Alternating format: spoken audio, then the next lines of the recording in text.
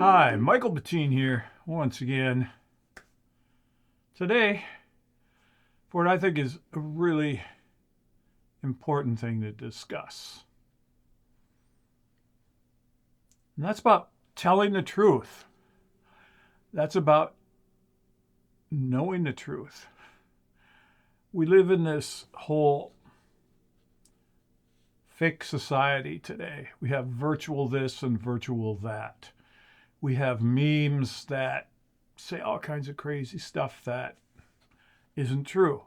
We have AI making fake audio and fake video and fake photos and all this. It's getting to be to the point where you go on social media, you don't know what's real or not sometimes. But I especially want to talk about people like myself, people like you, sound workers, musicians, however you want to label yourself.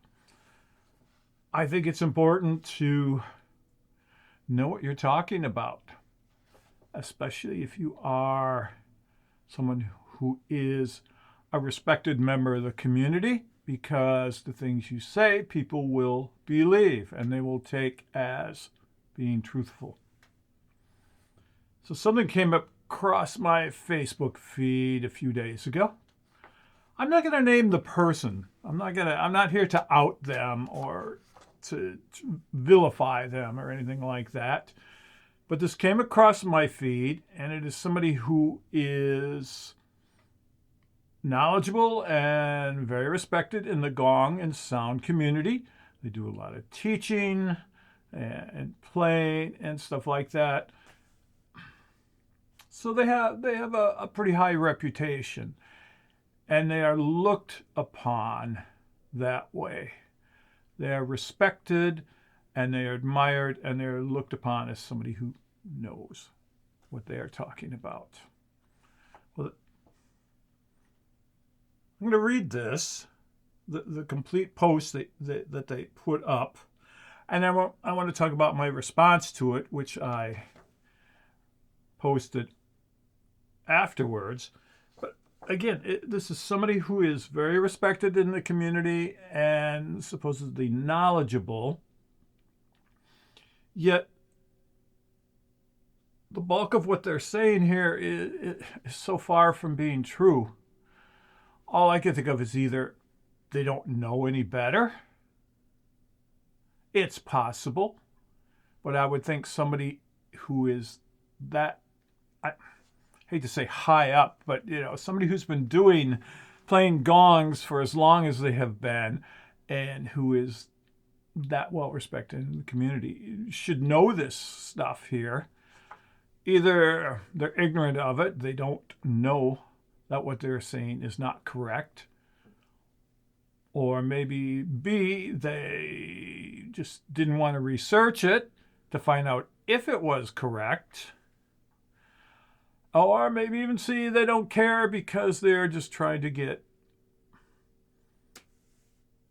people, to look at their posts and go along with it and whatever, to get likes, to get whatever. I don't know. I don't personally know this person. I've been aware of them for a long time. I've read a lot of their material. I always read their posts. We're friends on Facebook. That's why the post came across my feed. So again, I'm not going to name them because I don't want to call them out. That would do nothing. And I'm not trying to belittle them or anything, but I just want to say, here's some information that they should know about, and they are spreading, and people will believe it as truth because of their reputation. So here we go, and I quote directly. I'm reading it. I printed it out off of Facebook, and here it is. The gong has played an important role in ceremonies, rituals, and inner journeys among all the world's peoples. Deaths, births, marriages, and institutions were all accompanied by the sounding of the gong. More than simply a musical instrument, The gong is an agent of transformation. When the gong is played, the body, mind, and spirit change. For thousands of years, across all civilizations, all who hear it instinctively recognize the power of the gong. So powerful is its sound, the gong became an object of worship to some people, a portal to God for others, and for everyone, a presence that demands undivided attention. Where does its power come from? How is it different from other musical instruments? The answers lie within the sound of the gong itself. And it sounds also innocent on the surface. And that it could be, easily all of it could be true. But there are some really important points in here that are so far from being true. They really need to be addressed. So let's look at the first one, the very first statement. The gong has played an important role in ceremonies, rituals, and inner journeys among all the world's people. That is such a generalization that isn't true. The gong has played an important role in gong culture in Asia, especially if we look at like Vietnam, Laos, Thailand, that area, and it continues to play a very important role in their culture, in their society. And it's used for births and deaths and funerals and celebrations and things like that. And it's also played an important role in other countries in Southeast Asia, like Indonesia, the Philippines, Japan, China, etc. But certainly not among all the world's people. No. Gong culture did not exist all over the world. It only exists where we find a bronze culture. For example, let's go to Australia. The Aboriginal people there are not metal workers, and their musical instruments are mainly clapping sticks and the bull roar. They don't have gongs. They've never had gongs in Australia. You can go back through recorded history, and gongs are not native to Australia. Look at many of the Central and South American countries, the same thing. Gongs are not native to that area. Africa, very much an iron culture. You will find a lot of iron bells and other iron instruments and all manner of drums scattered throughout the different countries and the different tribes and groups there, all manner of drums and all manner of iron bells and instruments. But you do not find gongs. You find gongs in Asia, specifically Southeast Asia, moving over into India, and eventually landing up in Turkey, where many of the famous cymbalsmiths came from, like Avitus Zildjian back 400 years ago. Well, the gong was known in Turkey, the birthplace of much of the modern cymbal making. It's only since the late 1800s that the gong has really made its way to Europe. And that was because of the 1889 Paris World Exposition, a big sort of a fair event where they had countries from all the world came and had presentations and exhibitions.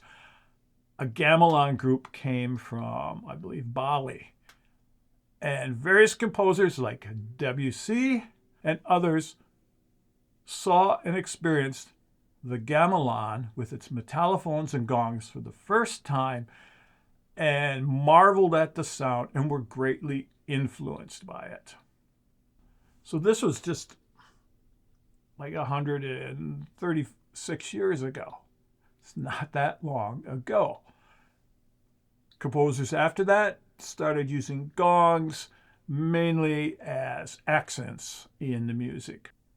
Puccini included gongs in two of his most famous operas, Madame Butterfly and Turandot.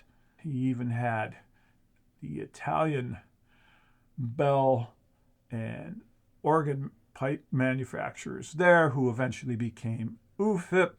Some of those families made specific tuned gongs for his purposes. But that's all very, very recent. There is no gong culture in history in Europe. It doesn't go back. And I've seen other people before claim lineage way back, going way back. No, there is no lineage of gong culture in Europe. That's just a made-up thing, okay?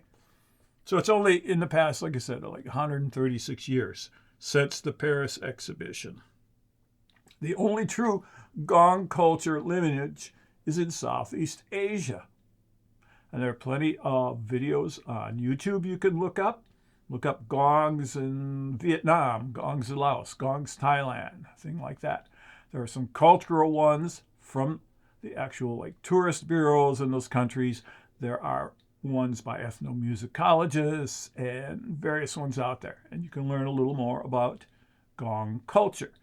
There are also plenty of great recordings available on CD or even older LPs of gong culture from Asia.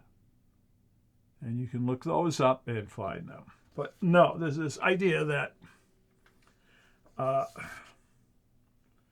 it's an important role all over the world. No.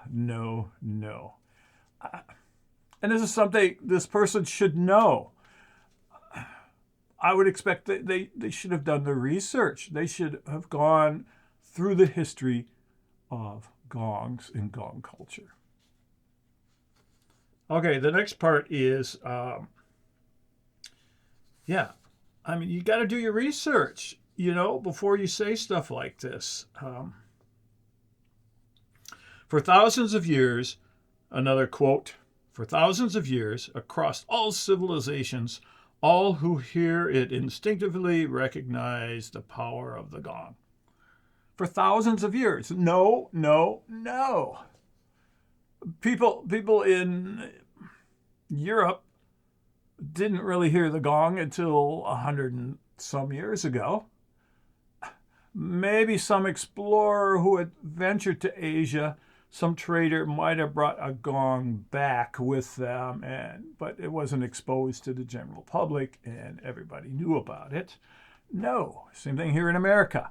Native Americans here or up in Canada, the indigenous people there, they were not gong makers.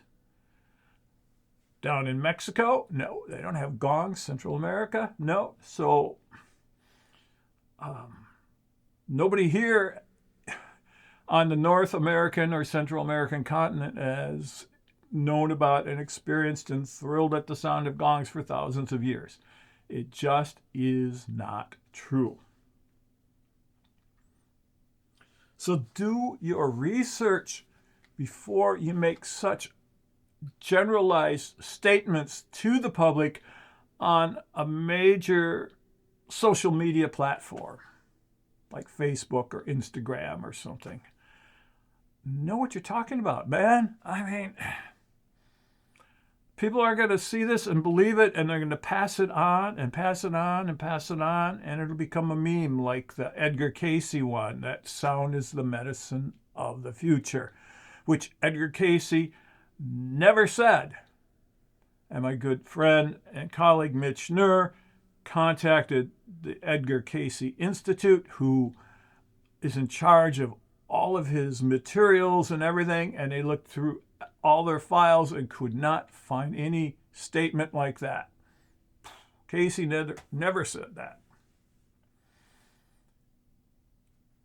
So do your research, especially in this day and age. It's not that hard. We have the internet.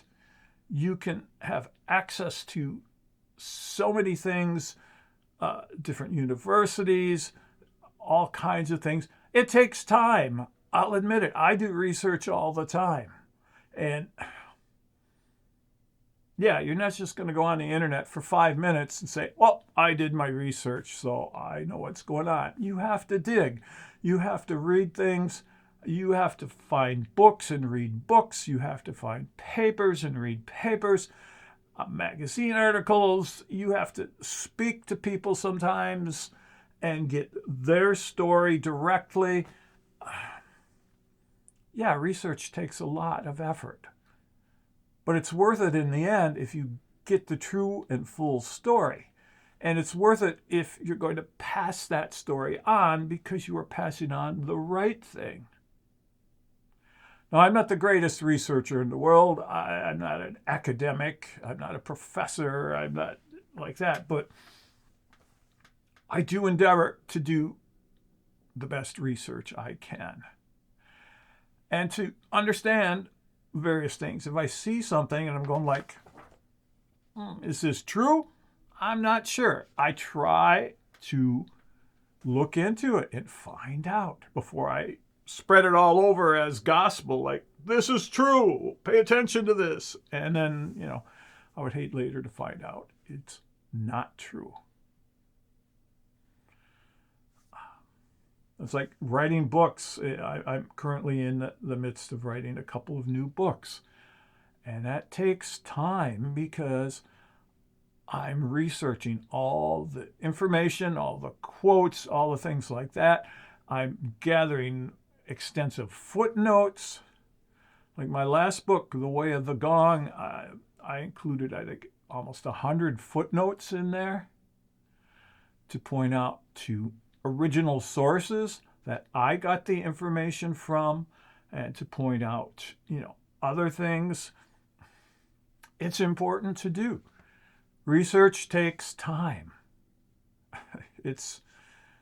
And I think that's why a lot of people don't want to do it, because we're in this TikTok 30-second, 10-second attention span world, and people just don't want to take the time to try to research things. They'd rather just go, I don't know, I'll just do it anyway.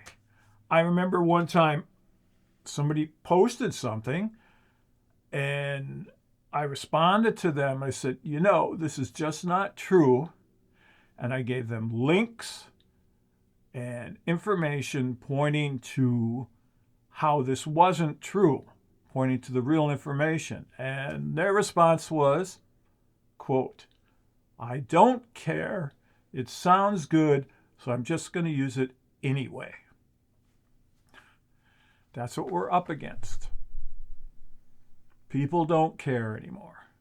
People don't care. If it sounds good, like the Edgar Cayce quote, or some of these other, 528 hertz is the love frequency. I mean, if it sounds good, what's the harm in passing it around? Well, the harm is because people don't know the truth. They just know misinformation, disinformation, and in some cases just outright lies, that people know the truth, but they lie. And it's hard, too. A lot of people have built their whole careers on faulty information. And for them to turn around, especially in this whole sound worker field, there's a lot of people out there who have long-time careers, and they've built their whole career. They've sold books, recordings. They've done workshops. They've built up their whole standing, their empire, whatever you want to call it, based on wrong information. And they have found out it is wrong, but they are not going to come out and say, hey, folks, I was wrong about this. Don't buy my old books. Don't buy my old materials because it's wrong.